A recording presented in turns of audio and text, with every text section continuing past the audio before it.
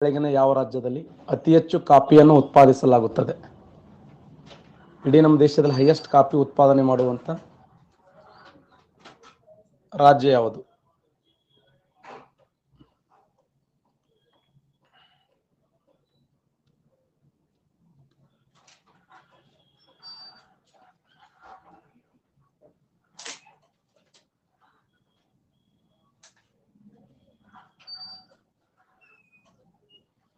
ದೇಶದಲ್ಲಿ highest coffee ಉತ್ಪಾದನೆ ಮಾಡುವಂತ ರಾಜ್ಯ ಅಂದ್ರೆ ಕರ್ನಾಟಕ ನೋಡಿ.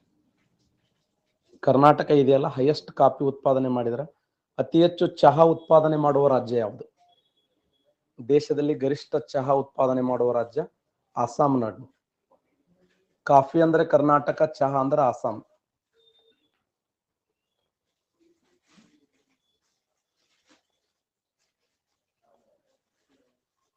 ಅತಿ ಹೆಚ್ಚು ಸೆಣಬು ಬೆಳೆಯುವ ರಾಜ್ಯ ಯಾವುದು? ದೇಶದಲ್ಲಿ ಗರಿಷ್ಠ ಸೆಣಬು ಬೆಳೆಯುವ ರಾಜ್ಯ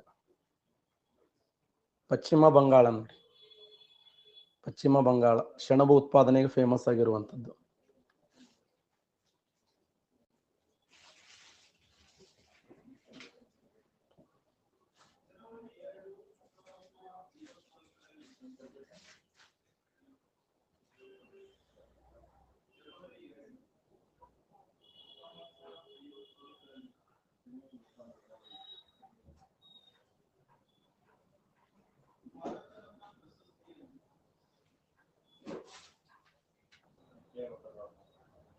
ಸೆಣಬು,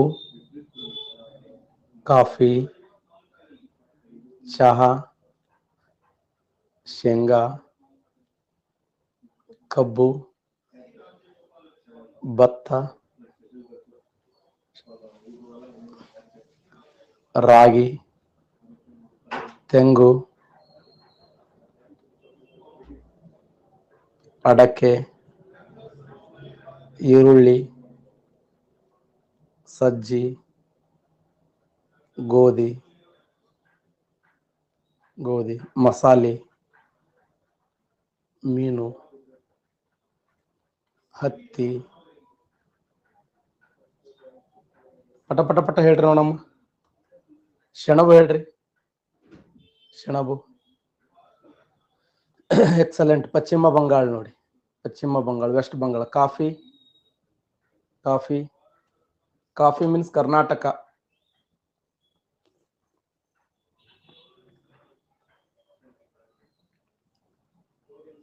ಚಹಾ,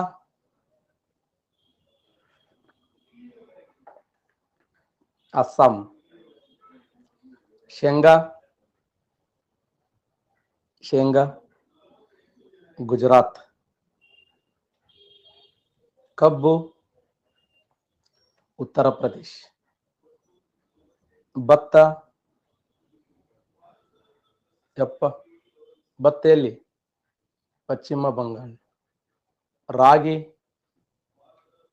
ರಾಗಿ ಕರ್ನಾಟಕ. ಕರ್ನಾಟಕ. ತೆಂಗು ಕೇರಳ ರಾಜ್ಯ. ಕೇರಳ ರಾಜ್ಯ. ಅಡಕೆ, ಅಡಕೆ ಕರ್ನಾಟಕ. ಹೈಯೆಸ್ಟ್ ಅಡಕೆ ಕರ್ನಾಟಕ ಪ್ರೆಸೆಂಟ್. ಈರುಳ್ಳಿ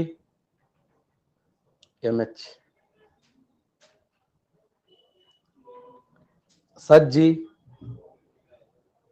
ಸಜ್ಜಿ ರಾಜಸ್ಥಾನ್. ರಾಜಸ್ಥಾನ್. ಗೋಧಿ ಉತ್ತರ ಪ್ರದೇಶ್. ಗೋಧಿ ಉತ್ತರ ಪ್ರದೇಶ್. ಮಸಾಲೆ, ಮಸಾಲೆ ಕೇರಳ. ಮೀನು, ಮೀನು ಕೇರಳ. ಹತ್ತಿ, ಹತ್ತಿ ಮಹಾರಾಷ್ಟ್ರ MH. ಈ ತರ ಬೆಳೆಗಳನ್ನು ಲಿಸ್ಟ್ ಮಾಡ್ಕೊಂಡ್ಬಿಡಿ. Soybean highest. ಸೋಯಾಬೀನ್,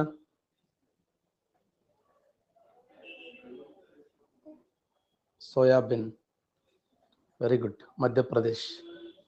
ಅತಿ ಹೆಚ್ಚು ಸೋಯಾಬೀನ್ ಮಧ್ಯಪ್ರದೇಶ್.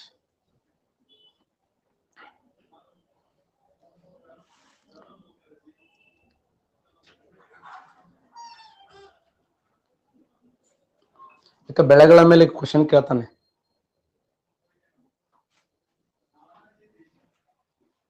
ಹೈಯೆಸ್ಟ್ ಜೋಳ ಜೋಳ ಆಗ್ಯದಲ್ಲ, ಜೋಳ ಬರೋದಿಲ್ಲ, ಜೋಳ ಜೋಳ ಮಹಾರಾಷ್ಟ್ರ MH. ಅತಿ ಹೆಚ್ಚು ಮೇವಿನ ಜೋಳ, ಮೇವಿನ ಜೋಳ ಮೆಕ್ಕೆಜೋಳ ಅಂತ ಕರಿತೀವಲ್ಲ, ಮೇವಿನ ಜೋಳ ಯಾವ ರಾಜ್ಯ? Very good, Karnataka. Karnataka highest ಮೆಕ್ಕೆಜೋಳ ಉತ್ಪಾದನೆ ಮಾಡುವ ರಾಜ್ಯ ಅಂದ್ರೆ ಕರ್ನಾಟಕ. ರೇಷ್ಮೆ, ರೇಷ್ಮೆ ಕರ್ನಾಟಕ.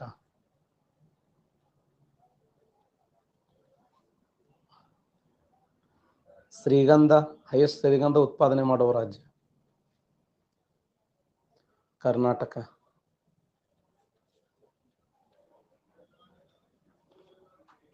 ದ್ರಾಕ್ಷಿ, ದ್ರಾಕ್ಷಿ ದ್ರಾಕ್ಷಿ ಮಹಾರಾಷ್ಟ್ರ ನೋಡಿ, MH. ದ್ರಾಕ್ಷಿ ಮಹಾರಾಷ್ಟ್ರ, ಶ್ರೀಗಂಧ ಕರ್ನಾಟಕ, ರೇಷ್ಮೆ ಕರ್ನಾಟಕ, ಮೇವಿನ ಜೋಳ ಕರ್ನಾಟಕ, ಜೋಳ ಮಧ್ಯಪ್ರದೇಶ್, ಸರಿ ಮಹಾರಾಷ್ಟ್ರ, ಜೋಳ MP ಆಗದಲ್ಲ, ಮಧ್ಯಪ್ರದೇಶ ಅಲ್ಲ ಮಹಾರಾಷ್ಟ್ರ. ಸೋಯಾಬೀನ್ ಮಧ್ಯಪ್ರದೇಶ್, ಸೆಣಬು ಪಶ್ಚಿಮ ಬಂಗಾಳ, ಕಾಫಿ ಕರ್ನಾಟಕ, ಚಹಾ ಅಸ್ಸಾಂ, ಶೇಂಗಾ ಗುಜರಾತ್, ಕಬ್ಬು ಉತ್ತರ ಪ್ರದೇಶ್, ಭತ್ತ ಕೇಸರಿ ಜಮ್ಮು ಕಾಶ್ಮೀರ, ದ್ವಿದಳ ಧಾನ್ಯಗಳು ಮಧ್ಯಪ್ರದೇಶ್, ಭತ್ತ ಪಶ್ಚಿಮ ಬಂಗಾಳ, ರಾಗಿ ಕರ್ನಾಟಕ, ತೆಂಗು ಕೇರಳ,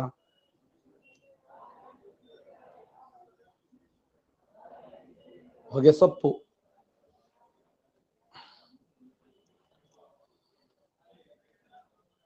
ನೋಡಿ. ಅತಿ ಹೆಚ್ಚು ಕಾಫಿ ಉತ್ಪಾದನೆ ಮಾಡುವ ರಾಜ್ಯ ಯಾವುದಂದ್ರೆ ಕರ್ನಾಟಕ. ರೋಮ್ ನಗರವು ಯಾವ ನದಿಯ ದಡದ ಮೇಲೆ ಇದೆ? ಡ್ಯಾನ್ಯೂಬ್ ನದಿಯ ದಡದ ಮೇಲೆ ಇದೆ, ಟೈಬರ್ ನದಿಯ ದಡದ ಮೇಲೆ ಇದೆ, ರೈನ್ ನದಿಯ ದಡದ ಮೇಲೆ ಇದೆ, ನೈಲ್ ನದಿಯ ದಡದ ಮೇಲೆ ಇದೆ. ರೋಮ್ ಇದನ್ನು 7 ಬೆಟ್ಟಗಳ ಸುಂದರವಾದ ನಗರ ಅಂತ ಕರೀತಾರೆ. 7 ಬೆಟ್ಟಗಳ ಸುಂದರವಾದ ನಗರ ಎನಿಸಿಕೊಂಡಿರ್ತಕ್ಕಂಥ ರೋಮ್ ಯಾವ ನದಿಯ ದಡದ ಮೇಲೆ ಇದೆ ಅಂದ್ರ ಟೈಬರ್ ನದಿಯ ದಡದ ಮೇಲೆ ಇದೆ. ಸರಿಯಾದಂತ ಉತ್ತರ. ರೋಮ್ ಎಂಬುದು ಯಾವ ನದಿಯ ದಡ ಅಂತರ? ಟೈಬರ್. ಪ್ರಪಂಚದಲ್ಲಿ ಚೂಪಾಕಾರದ ನದಿಮುಖಜ ಭೂಮಿ ನಿರ್ಮಾಣ ಮಾಡಿದ ನದಿ ಯಾವುದು? ಚೂಪಾಕಾರದ ನದಿಮುಖಜ ಭೂಮಿ ನಿರ್ಮಾಣ ಮಾಡಿದ ನದಿ ಯಾವುದು? ಚೂಪಾಕಾರದ ನದಿಮುಖಜ ಭೂಮಿ ಟೈಬರ್ ನದಿ ನೋಡಿ. ಟೈಬರ್ ಎಂಬ ನದಿ ಚೂಪಾಕಾರದ ನದಿಮುಖಜ ಭೂಮಿಯನ್ನ ನಿರ್ಮಾಣ ಮಾಡಿದ ನದಿಯಾಗಿದೆ ಟೈಬರ್ ನದಿ.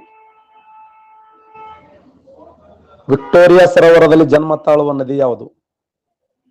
ವಿಕ್ಟೋರಿಯಾ ಸರೋವರದಲ್ಲಿ ಜನ್ಮ ತಾಳುವ ನದಿ ಯಾವುದಂದ್ರ ನೈಲ್ ನದಿ ನೋಡಿ. ನೈಲ್ ಎಂಬ ನದಿ ವಿಕ್ಟೋರಿಯಾ ಸರೋವರದಲ್ಲಿ ಜನ್ಮ ತಾಳುತ್ತದೆ. ನೈಲ್ ಎಂಬ ನದಿ ವಿಕ್ಟೋರಿಯಾ ಸರೋವರದಲ್ಲಿ ಜನ್ಮ ತಾಳುತ್ತದೆ. 2 ಅಕ್ಷಾಂಶಗಳ ನಡುವಿನ ಅಂತರ. Simple question, very important.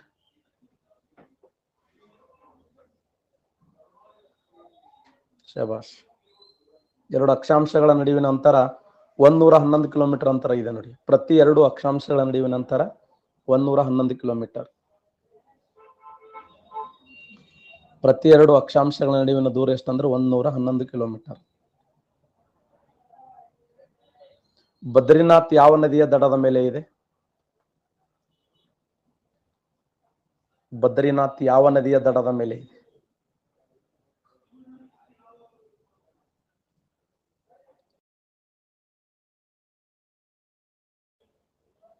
Alaknanda ನೋಡಿ.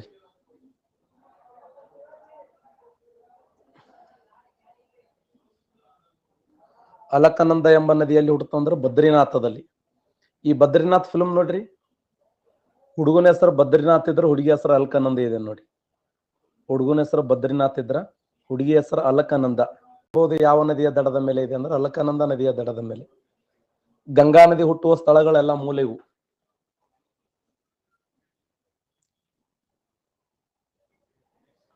ಸಿಪ್ಕಿಲಾ ಕಣಿವೆಯ ಮಾರ್ಗದ ಮೂಲಕ ಭಾರತವನ್ನು ಪ್ರವೇಶ ಮಾಡುವ ನದಿ ಯಾವುದು?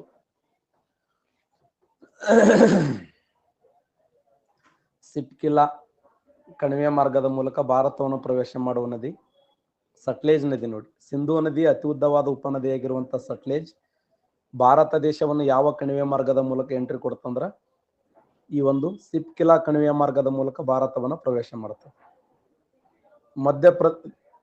ಪ್ರದೇಶವಾರು ಭಾರತದ ಅತಿ ದೊಡ್ಡ ರಾಜ್ಯ ಯಾವುದು?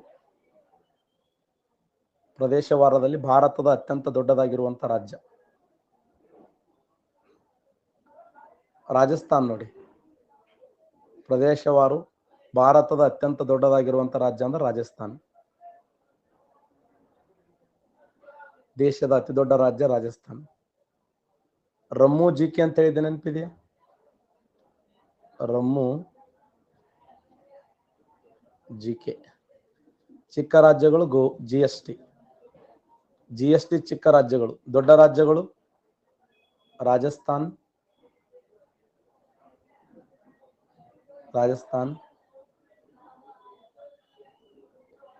ಮಧ್ಯಪ್ರದೇಶ್, ಮಹಾರಾಷ್ಟ್ರ, ಉತ್ತರ ಪ್ರದೇಶ್, ಗುಜರಾತ್, ನೆಕ್ಸ್ಟ್ ಒಂದು ಕರ್ನಾಟಕ.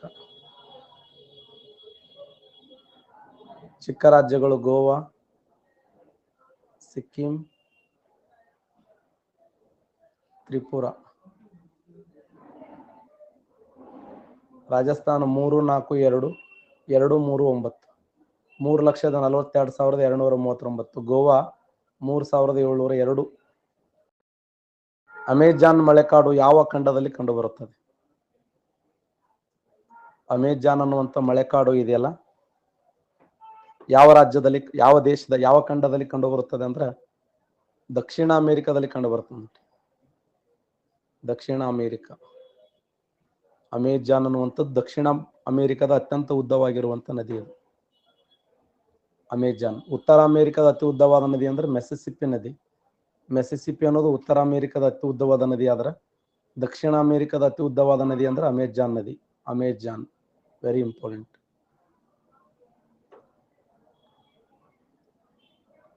ನೈಲ್ ನದಿ ಯಾವ ಖಂಡದ ಅತಿ ಉದ್ದವಾದ ನದಿಯಾಗಿದೆ? ಶಬಾಷ್, ಆಫ್ರಿಕಾ ಖಂಡದ ಅತಿ ಉದ್ದವಾದ ನದಿ.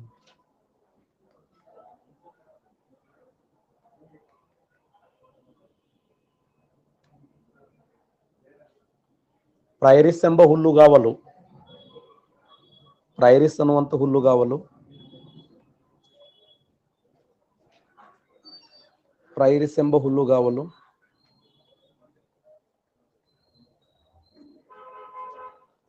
ಪ್ರೈರಿಸ್ ಹುಲ್ಲುಗಾವಲು ಎಲ್ಲಿ ಕಂಡು ಬರುತ್ತೆ ಅಂದ್ರೆ ಉತ್ತರ ಅಮೆರಿಕದಲ್ಲಿ ಕಂಡು ಬರ್ತದೆ. ಪ್ರೈರಿಸ್ ಅನ್ನುವಂಥ ಹುಲ್ಲುಗಾವಲು ಉತ್ತರ ಅಮೆರಿಕದಲ್ಲಿ ಕಂಡು ಬರುತ್ತದೆ. ಚೀನಾಬ್ ನದಿ ಯಾವ ನದಿಯ ಉಪನದಿಯಾಗಿದೆ? ಚೀನಾಬ್ ಎಂಬುದು ಯಾವ ನದಿಯ ಉಪನದಿಯಾಗಿದೆ? Indus, Ganga, Brahmaputra, Kaveri. Indus right answer ನೋಡಿ. ಸಿಂಧೂ ನದಿ ಅಥವಾ ಇಂಡಸ್. ಚೀನಾಬ್ ಎಂಬುದು ಯಾವ ನದಿಯ ಉಪನದಿಯಾಗಿದೆ ಅಂದ್ರೆ ಇಂಡಸ್ ನದಿಯ ಉಪನದಿಯಾಗಿದೆ. ಇಂಡಸ್. ಪಾಕಿಸ್ತಾನದ ಜೀವನದಿ ಎಂದು ಯಾವುದನ್ನು ಕರೆಯುತ್ತಾರೆ? ಪಾಕಿಸ್ತಾನದ ಜೀವನದಿ ಸಿಂಧೂ ನದಿ ನೋಡಿ. ಸಿಂಧು ಅಂದ್ರೆ ಒಂದೇ, ಇಂಡಸ್ ಅಂದ್ರೆ ಒಂದೇ. ಇಂಡಸ್ಗಿರುವ ಇನ್ನೊಂದು ಹೆಸರೇ ಸಿಂಧು.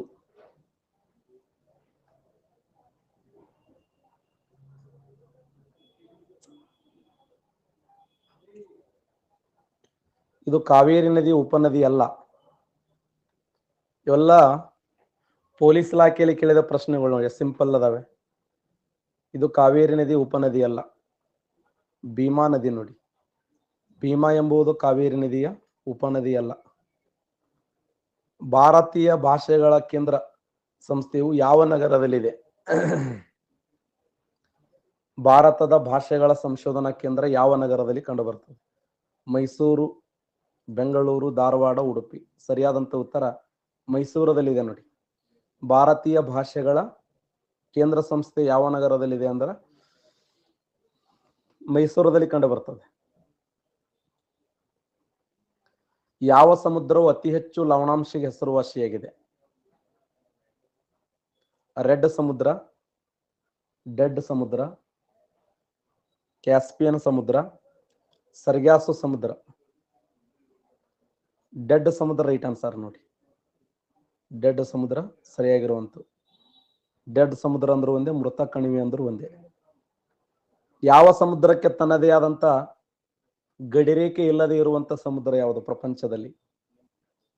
ಗಡಿರೇಖೆ ಇಲ್ಲದೆ ಇರುವ ಸಮುದ್ರ.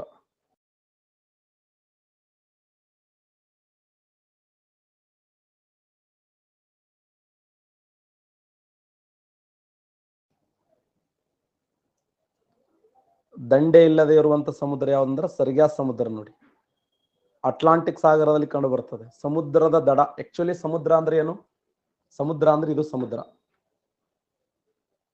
ಸಮುದ್ರ ಅಂದ್ರ ಸಾಗರದ ಒಂದು ಭಾಗವಾಗಿದ್ದು ಸುತ್ತಲೂ ಭೂ ಹಂಚಿರಬೇಕು. ಅದಕ್ಕೆ ಸಾಗರದ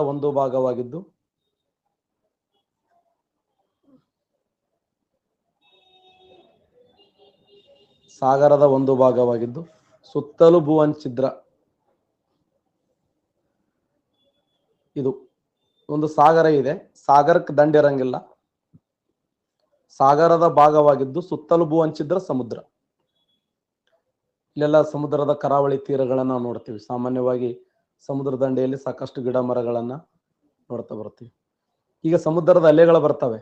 ಅಲೆಗಳು ಬಂದಂತ ಸಮಯದಲ್ಲಿ ಅಲೆಗಳು ಬರ್ತಾವಲ್ಲ, ಆ ಅಲೆಗಳು ಬಂದಂತ ಸಮಯದಲ್ಲಿ ಏನಾಗ್ತದೆ ಅಂದ್ರೆ ಈ ಒಂದು ಭಾಗ ಕಟ್ ಆಗ್ತದೆ. ನಿಧಾನವಾಗಿ ಸ್ವಲ್ಪ ಭಾಗ ಕಟ್ ಆಗ್ತದೆ.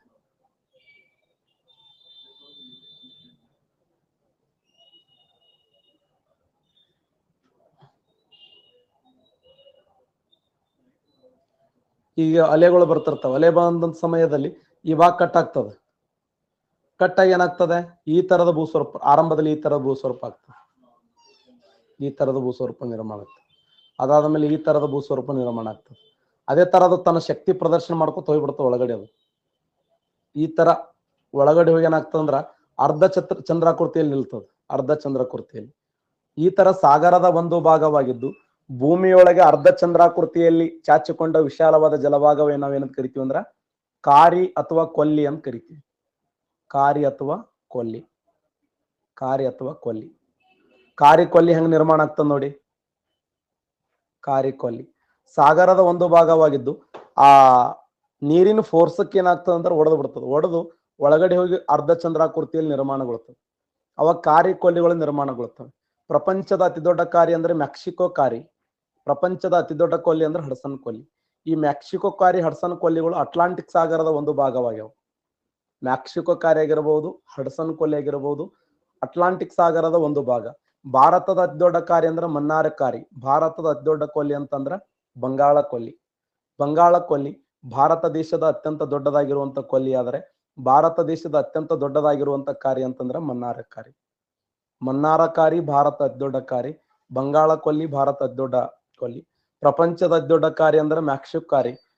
ಪ್ರಪಂಚದ ಅತಿ ದೊಡ್ಡ ಕೊಲ್ಲಿ ಅಂದ್ರೆ ಹಡ್ಸನ್ ಕೊಲ್ಲಿ. ಆದ್ರೆ ಒಂದು ವಿಶೇಷ ಏನಂದ್ರೆ ಕೊಲ್ಲಿಗಿಂತ ಕಾರಿ ದೊಡ್ಡದಾಗಿರ್ತದೆ. ಕಾರಿ ದೊಡ್ಡದು, ಕೊಲ್ಲಿ ಸಾಣದು. ಕೊಲ್ಲಿ ಸಾಣದಿರ್ತದ, ಕಾರಿ ದೊಡ್ಡದಿರ್ತದ. ಸರ್ ಇದನ್ನ ಹೆಂಗ್ ನೆನಪಿಡ್ಬೇಕು?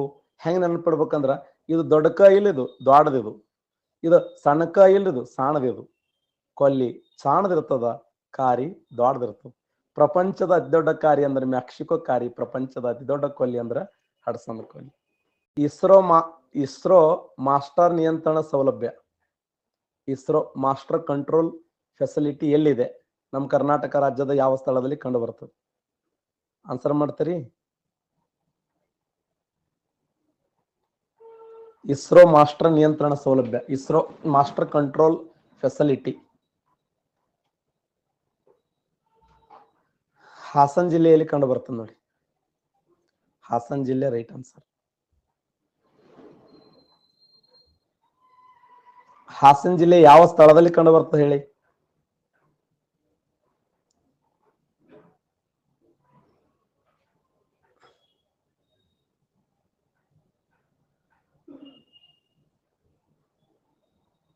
ಬ್ಯಾಲ್ಯಾಳ ರೈಟ್ ಆನ್ಸರ್ ನೋಡಿ. ಬ್ಯಾಲ್ಯಾಳ ಸರಿಯಾಗಿರುವಂತ ಉತ್ತರ.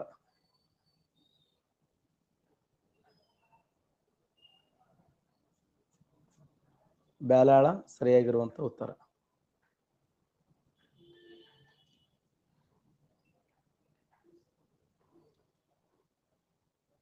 ಕ್ವಶನ್ ನೋಡಿ ಹೆಂಗಿದೆ. ಕೇರಳದಲ್ಲಿ ಪೂರ್ವಖರಿಗಳು ಪೂರ್ವಕ್ಕೆ ಹರಿಯುವ ನದಿಗಳಿಲ್ಲ. ಮಧ್ಯಪ್ರದೇಶದಲ್ಲಿ ಪಶ್ಚಿಮಕ್ಕೆ ಹರಿಯುವ ನದಿಗಳಿಲ್ಲ. ತೋ ತೋ ತೋ ತೋ.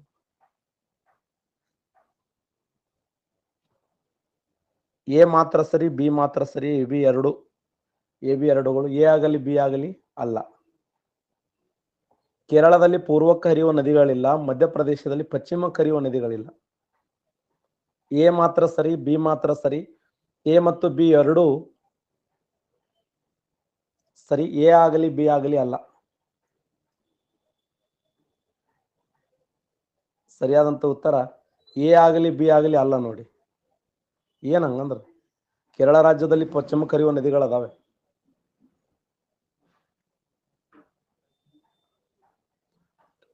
ಆ ಮಧ್ಯಪ್ರದೇಶದಲ್ಲಿ ಪಶ್ಚಿಮಕ್ಕೆ ಹರಿಯುವ ನದಿಗಳದಾವ, ಕೇರಳದಲ್ಲಿ ಪೂರ್ವಕ್ಕೆ ಹರಿಯುವ ನದಿಗಳದಾವ. ಭವಾನಿ ಇದೆಯಲ್ಲ, ಬೆಸ್ಟ್ ಎಕ್ಸಾಂಪಲ್ ಭವಾನಿ. ಕರ್ನಾಟಕ ರಾಜ್ಯದಲ್ಲಿ ಹುಟ್ಟಿ ಕೇರಳ ರಾಜ್ಯದ ಮೂಲಕ ಸಂಚಾರಗೊಳ್ಳುತ್ತದೆ. ಕಾವೇರಿ ನದಿ ಉಪನದಿಯಾಗಿರುವಂತ ನಮ್ಮ ಹೆಮ್ಮೆಯ ಭವಾನಿ ಅದಲ್ಲ, ಆ ಭವಾನಿ ಅನ್ನೋದು ಮತ್ತ ಕೇರಳ ರಾಜ್ಯದಲ್ಲಿ ಪಶ್ಚಿಮಕ್ಕೆ ಹರಿಯುವ ನದಿಯಾಗಿದೆ ಅದು.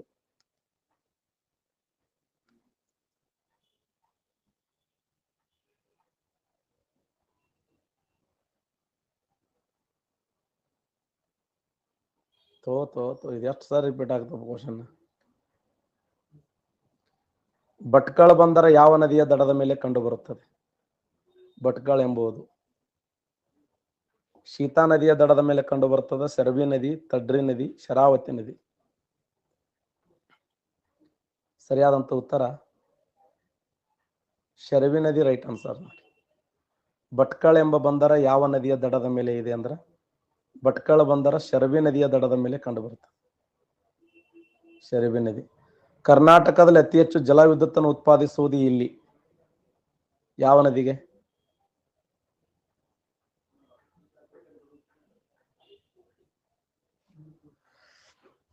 ಎಸ್, ಕಾವೇರಿ ನದಿ ಜಲಾಯನ ಪ್ರದೇಶ, ಕೃಷ್ಣಾ ನದಿ ಜಲಾಯನ ಪ್ರದೇಶ, ಕಾಳಿ ನದಿ ಜಲಾಯನ ಪ್ರದೇಶ. ಸರಿಯಾದಂತ ಉತ್ತರ ಶರಾವತಿ ನದಿ. ನೋಡಿ, ಈ ಶರಾವತಿ ನದಿಯಲ್ಲಿ ಯಾವ ಅಣೆಕಟ್ಟು ಅಂತ ಕ್ವಶನ್ ಕೇಳಿದಾಗ ಲಿಂಗನಮಕ್ಕಿ ಜಲಾಶಯ. ಲಿಂಗನಮಕ್ಕಿ ಜಲಾಶಯಲ್ಲಿ ಆ ಜಲವಿದ್ಯುತ್ ಯೋಜನೆ ಹೆಸರೇನು? ಎಸ್, ಮಹಾತ್ಮ ಗಾಂಧಿ ಜಲವಿದ್ಯುತ್ ಯೋಜನೆ, ರೈಟ್ ಆನ್ಸರ್. ನೋಡಿ, ಮಹಾತ್ಮ ಗಾಂಧಿ ಜಲವಿದ್ಯುತ್ ಯೋಜನೆ ಇದೆಯಲ್ಲ, ಸರಿಯಾಗಿರುವಂತ ಉತ್ತರ ಮಹಾತ್ಮ ಗಾಂಧಿ. ಮಹಾತ್ಮ ಗಾಂಧಿ ಜಲವಿದ್ಯುತ್ ಯೋಜನೆ ಶರಾವತಿ. ಸೂಪಾ ಅಣೆಕಟ್ಟನ್ನು ಯಾವ ನದಿಗೆ ಅಡ್ಡಲಾಗಿ ಕಟ್ಟಲಾಗಿದೆ? ಸೂಪಾ ಅಣೆಕಟ್ಟನ್ನು ಯಾವ ನದಿಗೆ ಅಡ್ಡಲಾಗಿ ಕಟ್ಟಲಾಗಿದೆ ಅಂದ್ರೆ ಕಾಳಿ ನದಿಗೆ ಅಡ್ಡಲಾಗಿ ಕಟ್ಟಲಾಗಿದೆ. ನೋಡಿ, ಕಾಳಿ ನದಿ. ಕಾಳಿ ನದಿಗೆ ಅಡ್ಡಲಾಗಿ ಕಟ್ಟಿರ್ತಕ್ಕಂಥ ಅಣೆಕಟ್ಟೆ ಸೂಪಾ ಅಣೆಕಟ್ಟು. ಮೃತ ಸಮುದ್ರ ಕರಾವಳಿಯನ್ನ ಹಂಚಿಕೊಂಡಿರುವ ದೇಶಗಳು ಯಾವುವು? Simple question. ಜೋರ್ಡಾನ್ ಮತ್ತು ಇಸ್ರೇಲ್, ಲೆಬನಾನ್ ಮತ್ತು ಸಿರಿಯಾ, ಟರ್ಕಿ ಮತ್ತು ಇಸ್ರೇಲ್, ಜೋರ್ಡಾನ್ ಮತ್ತು ಲೆಬನಾನ್. ಸರಿಯಾಗಿರುವಂತ ಉತ್ತರ ಜೋರ್ಡಾನ್ ಮತ್ತು ಇಸ್ರೇಲ್. ನೋಡಿ, ಮೃತ್ಯ ಸಮುದ್ರ ಅಂತ ಏನು ಕರಿತೀವಲ್ಲ, ಆ ಮೃತ್ಯ ಸಮುದ್ರ ಜೋರ್ಡಾನ್ ಮತ್ತು ಇಸ್ರೇಲ್ ನದಿಗಳ ಏನ್ ರಾಷ್ಟ್ರಗಳ ಮಧ್ಯದಲ್ಲಿ ಕಂಡು ಬರ್ತದೆ. ಯಾವ ನದಿ ಭಾರತದಲ್ಲಿ ಉಗಮವಾಗುವುದಿಲ್ಲ? ಬಿಯಾಸ್ ನದಿ, ಚೀನಾಬ್ ನದಿ, ರಾವಿ ನದಿ, ಸಟ್ಲೇಜ್ ನದಿ. ಕೆಳಗಿನಗಳಲ್ಲಿ ಯಾವ ನದಿ ಭಾರತದಲ್ಲಿ ಉಗಮವಾಗುವುದಿಲ್ಲ? ಬಿಯಾಸ್ ನದಿ ಹಿಮಾಚಲ ಪ್ರದೇಶದ ಬಿಯಾಸಕೊಂಡ ಎಂಬ ಸ್ಥಳದಲ್ಲಿ ಜನ್ಮ ತಾಳುತ್ತದೆ. ಬಿಯಾಸಕೊಂಡ. ಚೀನಾಬ್ ನದಿ ಹಿಮಾಚಲ ಪ್ರದೇಶದ ಚಂದ್ರ ಮತ್ತು ಬಾಗ್ ಎಂಬ ಸ್ಥಳದಲ್ಲಿ, ಚಂದ್ರ ಮತ್ತು ಬಾಗ್ ಎಂಬ ಸ್ಥಳದಲ್ಲಿ ಜನ್ಮ ತಾಳುತ್ತದೆ. ರಾವಿ ನದಿ ಹಿಮಾಚಲ ಪ್ರದೇಶದ ರಾಟಾಂಗ್ ಕಣಿವೆಯ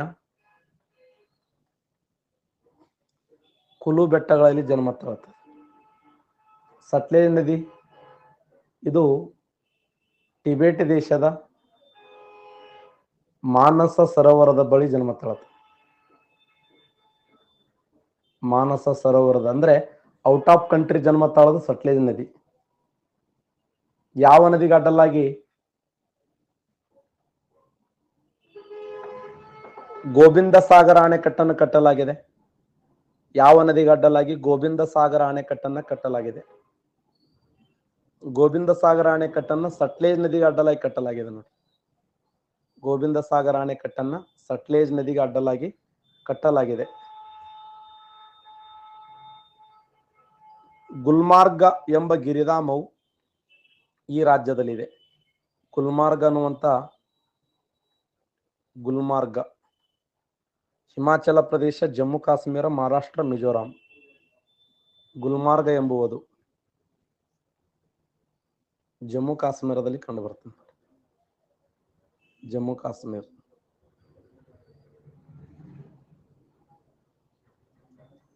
ಗುಲ್ಮಾರ್ಗ ಎಂಬುದು ಜಮ್ಮು ಕಾಶ್ಮೀರದಲ್ಲಿ ಕಂಡುಬರುತ್ತದೆ.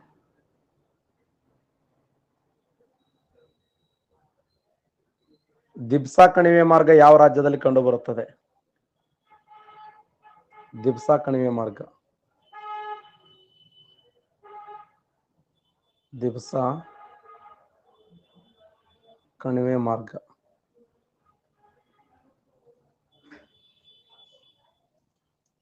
ದಿಬ್ಸಾ ಕಣಿವೆ ಮಾರ್ಗ ಹಿಮಾಚಲ ಪ್ರದೇಶದಲ್ಲಿ ಕಂಡುಬರುತ್ತದೆ. ಕಳಸಾ ಮತ್ತು ಬಂಡೂರಿ ಈ ಕೆಳಗಿನ ಯಾವ ಎರಡು ಚಿಕ್ಕ ಉಪನದಿಗಳಾಗಿವೆ? ಕಳಸಾ ಮತ್ತು ಬಂಡೂರಿ. ಕೃಷ್ಣ, ಭೀಮಾ, ಮಲಪ್ರಭಾ, ಘಟಪ್ರಭಾ.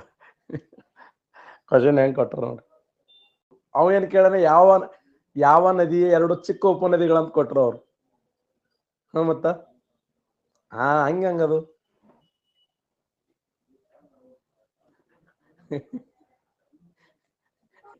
ನದಿಗೆ ಜೋಡಿಸೋದು ನೋಡಿ.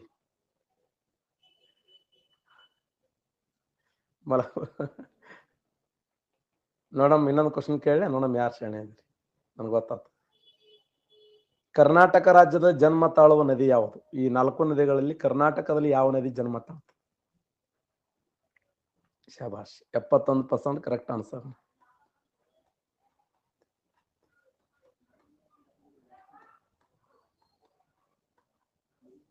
ಸರಿಯಾಗಿರುವಂತ ಉತ್ತರ ಮಲಪ್ರಭಾ ನದಿ ನೋಡಿ.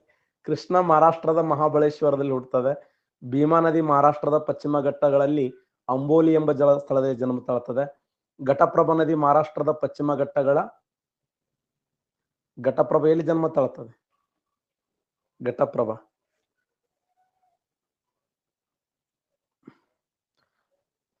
ಮಹಾರಾಷ್ಟ್ರದ ಭೀಮಾಶಂಕರ್ ಎಂಬ ಸ್ಥಳದಲ್ಲಿ ಜನ್ಮ ತಾಳಿದರೆ ಘಟಪ್ರಭಾ ಅಂಬೋಲಿ ಎಂಬ ಸ್ಥಳದಲ್ಲಿ ಜನ್ಮ ತಾಳುತ್ತದೆ.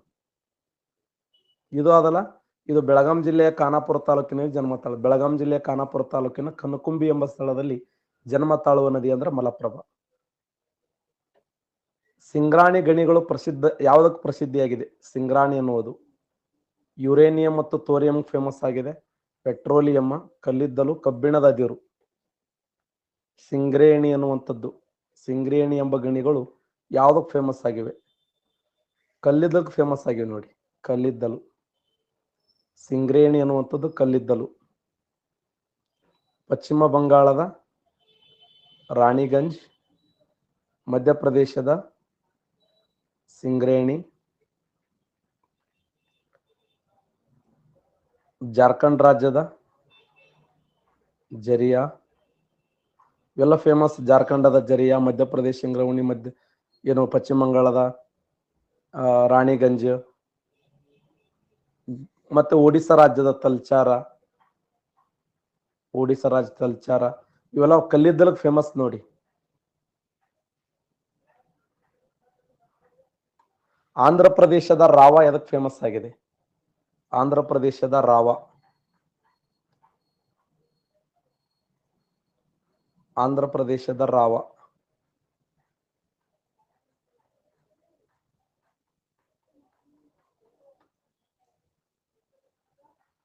ಪೆಟ್ರೋಲಿಯಂ ಫೇಮಸ್ ಆಗಿದೆ ನೋಡಿ. ಆಂಧ್ರ ಪ್ರದೇಶದ ವಿಶಾಖಪಟ್ಟಣದಲ್ಲಿ ಕಂಡು ಬರುವಂತ ರಾವ ಇದೆಯಲ್ಲ, ಈ ಆಂಧ್ರ ಪ್ರದೇಶದ ವಿಶಾಖಪಟ್ಟಣದಲ್ಲಿ ಕಂಡು ಬರುವ ರಾವ ಇದು ಪೆಟ್ರೋಲಿಯಂ ಫೇಮಸ್ ಆಗಿದೆ. ಇದು ಪ್ರಪಂಚದ ಅತಿ ದೊಡ್ಡ ಸಿಹಿ ನೀರಿನ ಸರೋವರಗಳಲ್ಲಿ ಒಂದು ಬೈಕಾಲ್ ಸರೋವರ. ಜಗತ್ತಿನ ಅತ್ಯಂತ ಆಳವಾದ ಸರೋವರ ಇದು ಬೈಕಾಲ್ ಎಂಬುದು. ಪ್ರಪಂಚದ ಅತ್ಯಂತ ಆಳವಾದ ಸರೋವರ ರಷ್ಯಾ ದೇಶದಲ್ಲಿ ಕಂಡು ಬರ್ತದೆ ನೋಡಿ. ಜಗತ್ತಿನ ಅತ್ಯಂತ ಆಳವಾದ ಸರೋವರ ಬೈಕಾಲ್ ಸರೋವರ ಎಲ್ಲಿದೆ ಅಂದ್ರೆ ರಷ್ಯಾ ದೇಶದಲ್ಲಿ ಕಂಡು ಬರ್ತದೆ. ಸಹಸ್ರ ಸರೋವರಗಳ ನಾಡು ಅಂತ ಯಾವುದೇ ದೇಶವನ್ನು ಕರೀತಾರೆ? ಸಹಸ್ರ ಸರೋವರಗಳ ನಾಡು ಫಿನ್ಲ್ಯಾಂಡ್ ನೋಡಿ. ಫಿನ್ಲ್ಯಾಂಡ್ ಅನ್ನ ಸಹಸ್ರ ಸರೋವರಗಳ ನಾಡು.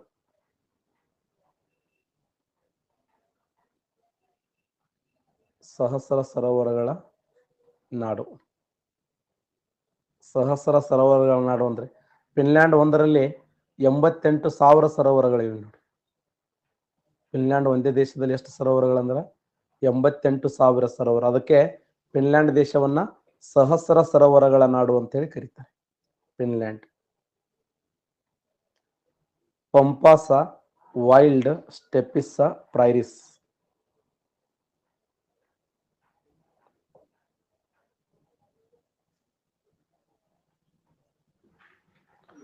Match the followings. ಹುಲ್ಲುಗಾವಲುಗಳನ್ನು ಹೊಂದಿಸಿ ಬರಿಬೇಕು.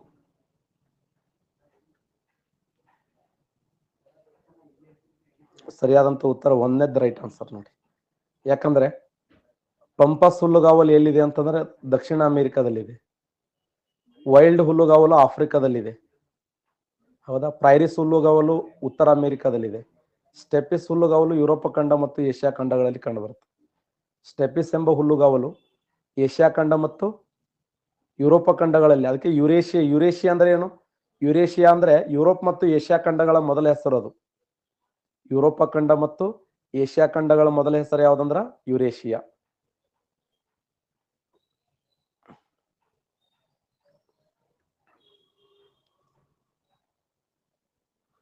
ಇಪ್ಪತ್ಮೂರುವರೆ ಕರ್ಕಾಟಕ ಸಂಕ್ರಾಂತಿ ವೃತ್ತವು ಭಾರತದ ಈ ಕೆಳಗಿನ ರಾಜ್ಯಗಳ ಮೂಲಕ ಹಾದು ಹೋಗುತ್ತದೆ. ಅನುಕ್ರಮವಾಗಿ ಕೊಟ್ಟ ನೋಡಿ. ಅನುಕ್ರಮವಾಗಿ ಹೇಳ್ಬೇಕು.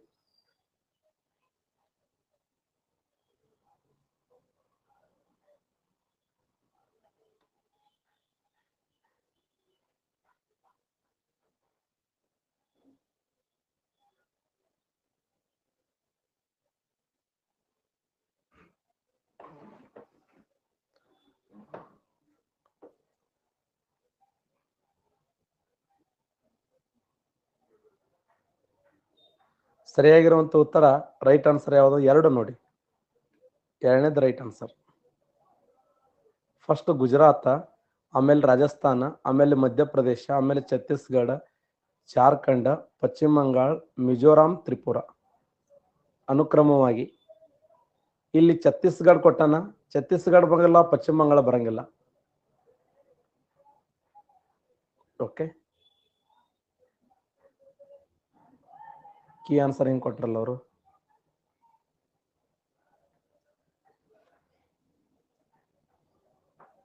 ಇಲ್ಲಿ ಮಿಜೋರಾಂ ಕೊಟ್ರಲ್ಲ. ರೈಟ್.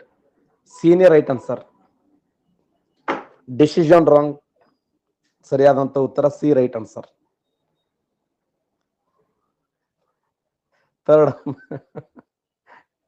ಥರ್ಡ್ ಅಂಪೈರ್ ಸಿ ಹೇಳ್ತಾ ಇದೆ. ಸರಿಯಾದಂತ ಉತ್ತರ ಗುಜರಾತ್, ರಾಜಸ್ಥಾನ್, ಮಧ್ಯಪ್ರದೇಶ್, ಛತ್ತೀಸ್ಗಢ, ಜಾರ್ಖಂಡ್, ಪಶ್ಚಿಮ ಬಂಗಾಳ, ತ್ರಿಪುರ, ಮಿಜೋರಾಂ. ಕರೆಕ್ಟ್ ನೋಡಿ. ಕರೆಕ್ಟಾ? ಗುಜರಾತ್, ರಾಜಸ್ಥಾನ್, ಮಧ್ಯಪ್ರದೇಶ್, ಛತ್ತೀಸ್ಗಢ, ಜಾರ್ಖಂಡ್, ಪಶ್ಚಿಮ ಬಂಗಾಳ, ತ್ರಿಪುರ, ಮಿಜೋರಾಂ ಅನುಕ್ರಮವಾಗಿ. ಸ್ಟ್ರಾಟೋಸ್ಪಿಯರ್ ವಾಯುಮಂಡಲ ಮತ್ತು ಟ್ರೋಪೋಸ್ಪಿಯರ್ಗಳನ್ನ ಪ್ರತ್ಯೇಕಿಸುವ ವಾತಾವರಣವನ್ನ ಕೆಳಗಿನ ಯಾವ ಪದರ ಅಂತ ಕರೀತಾರೆ? ಸ್ಟ್ರಾಟೋಸ್ಪಿಯರ್ ಮತ್ತು ಟ್ರೋಪೋಸ್ಪಿಯರ್ಗಳನ್ನ. Tropopause, stratopause, mesopause, ಥರ್ಮೋಪಾಸ್. 45%, 41% correct answer ಮಾಡಿದ್ದೀರಿ. ಟ್ರೋಪೋಪಾಸ್ ರೈಟ್ ಆನ್ಸರ್ ನೋಡಿ. ಟ್ರೋಪೋಪಾಸ್. ಯಾವ್ದು ಎಂಡ್ ಆಗ್ತಲ್ಲ ಅದರ ನಾವು ಇದು ಕರಿತೀವಿ ನೋಡಿ. ಯಾವ್ದು ಎಂಡ್ ಆಗ್ತದಲ್ಲ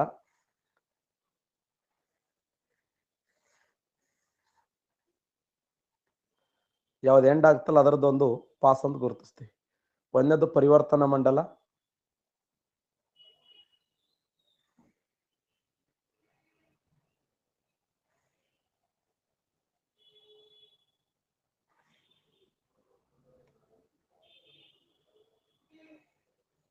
ಪರಿವರ್ತನ ಮಂಡಲ, ಸಮೋಷ್ಣ ಮಂಡಲ, ಮಧ್ಯಮಂಡಲ, ಅಯಾನು ಮಂಡಲ ಅನುಕ್ರಮವಾಗಿ.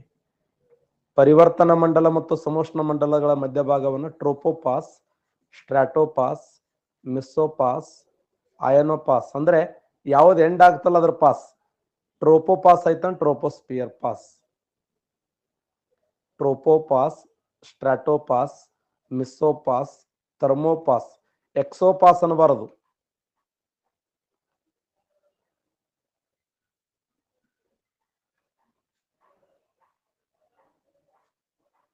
ನೆಕ್ಸ್ಟ್ ಜಿಬ್ರಾಲ್ಡ್ ಜಲಸಂಧಿ ಇದೆಯಲ್ಲ, ಜಿಬ್ರಾಲ್ಡ್ ಜಲಸಂಧಿ ಬಂದ್ಬಿಟ್ಟು ಯಾವ ದೇಶಗಳು ಮತ್ತು ಸಮುದ್ರಗಳನ್ನು ಪ್ರತ್ಯೇಕ ಮಾಡ್ತದೆ ಅಂತ ಕ್ವಶನ್ ಕೇಳಿ.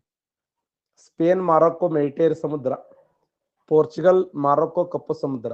ಅಲ್ಜೇರಿಯಾ, ಸ್ಪೇನ್ ಮತ್ತು ಕ್ಯಾಸ್ಪಿಯನ್ ಸಮುದ್ರ. ಪೋರ್ಚುಗಲ್, ಅಲ್ಜೇರಿಯಾ, ಕೆಂಪು ಸಮುದ್ರ. ಕರೆಕ್ಟ್ ಆನ್ಸರ್ ಮಾಡಿ ನೋಡೋಣ.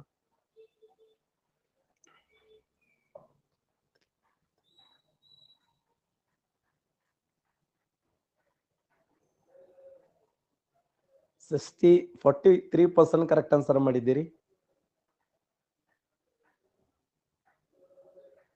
ಸರಿಯಾದಂತ ಉತ್ತರ ನಂಬರ್ 1 ರೈಟ್ ಆನ್ಸರ್ ನೋಡಿ.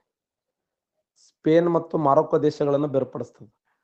ಜಿಬ್ರಾಲ್ಡ್ ಜಲಸಂಧಿಯು ಸ್ಪೇನ್, ಮಾರೊಕ್ಕೋ ದೇಶಗಳನ್ನು ಬೇರ್ಪಡಿಸಿ ಕೆಂಪು ಸಮುದ್ರ ಮತ್ತು ಅಟ್ಲಾಂಟಿಕ್ ಸಾಗರಗಳನ್ನು ಒಂದುಗೂಡಿಸ್ತದೆ. ಅದಕ್ಕೆ ಜಿಬ್ರಾಲ್ಡ್ ಜಲಸಂಧಿಯನ್ನು ಏನು ಕರೀತಾರಂದ್ರ ಮೆಡಿಟೇರಿಯನ್ ಸಮುದ್ರದ ಬೀಗದ ಕೈ ಅಂತ ಕರೀತಾರೆ. ಮೆಡಿಟೇರಿಯನ್ ಸಮುದ್ರದ ಬೀಗದ ಕೈ. ಯಾವ ಜಲಸಂಧಿಯನ್ನ ಮೆಡಿಟೇರಿಯನ್ ಸಮುದ್ರದ ಬೀಗದ ಕೈ ಅಂತ ಕರೀತಾರೆ ಅಂದ್ರೆ ಜಿಬ್ರಾಲ್ಡ್ ಜಲಸಂಧಿ ನೋಡಿ. ಜಿಬ್ರಾಲ್ಡ್ ಜಲಸಂಧಿಯನ್ನ ಮೆಡಿಟೇರಿಯನ್ ಸಮುದ್ರದ ಬೀಗದ ಕೈ ಅಂತೇಳಿ ಕರೀತಾರೆ. ಪಿಗ್ಮಿಸ್, ಲ್ಯಾಪ್ಸ, ಕಿರ್ಗಿಜ್. ಪಿಗ್ಮಿಸ್ ಎಂಬ ಜನಾಂಗ ಕಾಂಗೋ ಕೊಳದಲ್ಲಿ, ಲ್ಯಾಪ್ಸ ನಾರ್ವೆ ದೇಶದಲ್ಲಿ, ಕಿರ್ಗಿಜ್ ಅಂಡೋಮಾನ್ ನಿಕೋಬಾರದಲ್ಲಿ. ಯಾವ ಜೋಡಿ ತಪ್ಪಾಗಿದೆ? ಎ ಮಾತ್ರ ತಪ್ಪಾಗಿದೆ, ಎ ಬಿ ತಪ್ಪಾಗಿದೆ.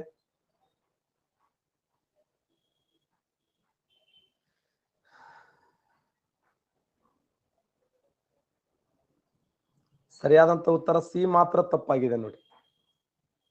ಸಿ ಮಾತ್ರ ತಪ್ಪಾಗಿದೆ. ಯಾಕಂದ್ರೆ ಪಿಗ್ಮಿಸ್ ಅನ್ನುವಂತ ಬುಡಕಟ್ಟು ಜನಾಂಗ ಅದರಲ್ಲಿ.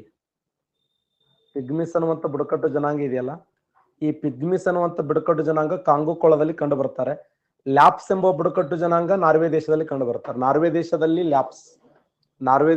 ಲ್ಯಾಪ್ಸ್, ಕಾಂಗೋ ಕಣಿವೆಯಲ್ಲಿ ಪಿಗ್ಮಿಸ್. ಅಂಡೋಮಾನ್ ನಿಕೋಬಾರದಲ್ಲಿ ಜರ್ವಾ ಮತ್ತು ಶಾಂಪಿಯನ್ ಜನಾಂಗ ಕಂಡು ಬರ್ತಾರೆ. ಶಾಂಪಿಯನ್ ಮತ್ತು ಜರ್ವಾ ಅನ್ನುವಂತ ಬುಡಕಟ್ಟು ಜನಾಂಗ ಎಲ್ಲಿದೆ ಅಂದ್ರೆ ಅಂಡೋಮಾನ್ ನಿಕೋಬಾರದಲ್ಲಿ ಕಂಡು ಬರ್ತಾರೆ. ಬಟ್ ಕಿರ್ಗಿಜ್ ಅನ್ನುವಂತ ಬುಡಕಟ್ಟು ಜನಾಂಗ ಎಲ್ಲಿದಾರ ಅಂದ್ರ ಸೆಂಟ್ರಲ್ ಏಷ್ಯಾ ಅಂತ ಕರಿತೀವಿ, ಮಧ್ಯ ಏಷ್ಯಾದಲ್ಲಿ ಇದಾರೆ. ಹೈಯೆಸ್ಟ್ ಕಂಡು ಬರೋದೇ ಮಧ್ಯ ಏಷ್ಯಾ. ಇನ್ನು ಪೆಸಿಫಿಕ್ ಆಗಿ ಒಂದು ಸಬ್ಜೆಕ್ಟ್, ಒಂದು ಕಂಟ್ರಿ ಹೇಳ್ಬೇಕಂದ್ರೆ ಕಿರ್ಗಿಸ್ತಾನ್ ಅಂತ ಒಂದು ರಾಷ್ಟ್ರ ಇದೆ. ಆ ಕಿರ್ಗಿಸ್ತಾನ್ ಅನ್ನುವಂತ ರಾಷ್ಟ್ರದಲ್ಲಿ ಕಿರ್ಗಿಜ್ ಅನ್ನುವಂತ ಬುಡಕಟ್ಟು ಜನಾಂಗ ಕಂಡು ಬರ್ತದೆ. ಮಧ್ಯ ಏಷ್ಯಾದ ಕಿರ್ಗಿಸ್ತಾನ್ ಅನ್ನುವಂತ ಒಂದು ಕಂಟ್ರಿ ಇದೆ.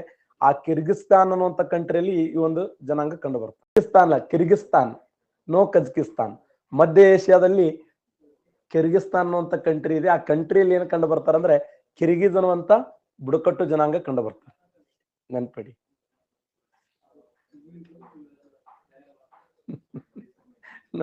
ನಾವು ವಿಷ್ ಮಾಡಿದರೂ ನೀವು ಸಮಾಧಾನ ಇಲ್ಲ. ಅಂತಾರಾಷ್ಟ್ರೀಯ ದಿನಾಂಕ ರೇಖೆ ಒಂದು ಕಾಲ್ಪನಿಕ ರೇಖೆಯಾಗಿದ್ದು ಬೇರಿಂಗ್ ಜಲಸಂಧಿಯ ಮೂಲಕ ಹಾದು ಹೋಗುತ್ತದೆ. ಸಾಮಾನ್ಯವಾಗಿ ಈ ಕೆಳಗಿನ ಮೆರಿಡಿಯನ್ ಖಗೋಳ ಮಧ್ಯಾಹ್ನ ಅನುಸರಿಸಿದೆ. ಬೇರಿಂಗ್ ಜಲಸಂಧಿಯನ್ನ 2 ಬಾರಿ ಕ್ರಾಸ್ ಆಗುವಂಥದ್ದು. ಬೇರಿಂಗ್ ಜಲಸಂಧಿಯನ್ನ ಯಾವುದದು? 0 degree, 180 degree, 90 degree, 60 degree.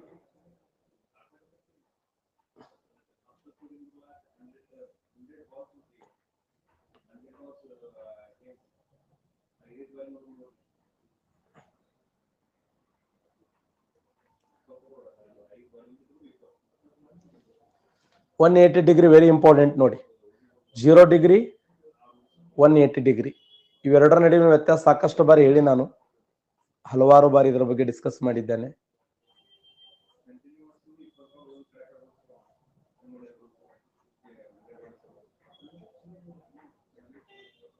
Zero ಡಿಗ್ರಿಯನ್ನ question ಹೆಂಗ್ ಕೇಳ್ಯಾರ ನೋಡಿ ಇಲ್ಲಿ.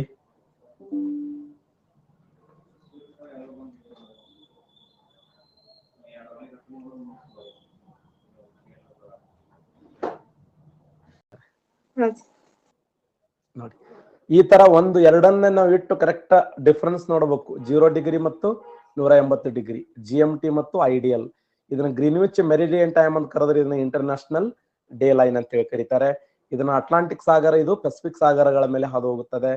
ನೋಡಿ, ಅಂತಾರಾಷ್ಟ್ರೀಯ ದಿನಾಂಕ ರೇಖೆಯು ಒಂದು ಕಾಲ್ಪನಿಕ ರೇಖೆಯಾಗಿದ್ದು ಬೇರಿಂಗ್ ಜಲಸಂಧಿಯ ಮೂಲಕ ಹಾದು ಹೋಗುವುದು. ಸಾಮಾನ್ಯವಾಗಿ ಈ ಕೆಳಗಿನ ಮೆರಿಡಿಯನ್, ಮೆರಿಡಿಯನ್ ಅಂದ್ರೆ ಎಂ ಅಂದಂಗ ಮೆರಿಡಿಯನ್. ನೆಕ್ಸ್ಟ್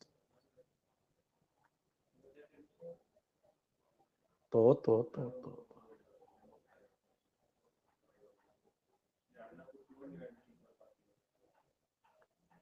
ಎರಡು ಅದಾವಲ್ಲ,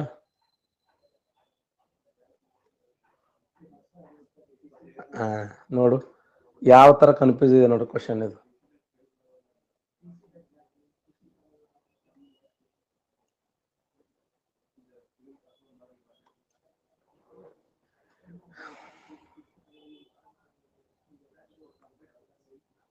ರೈಟ್.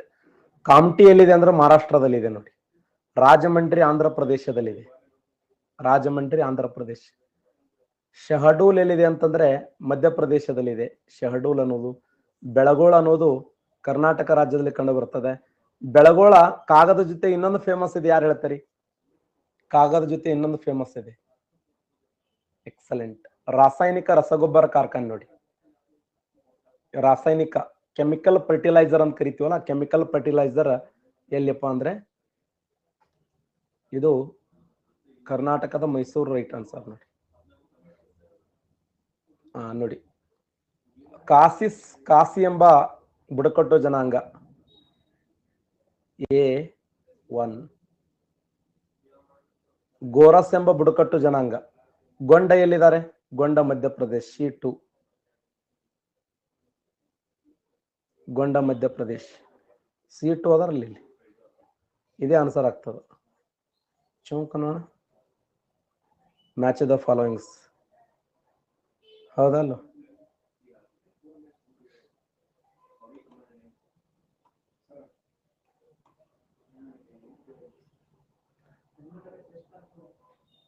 ಶಬಾಷ್.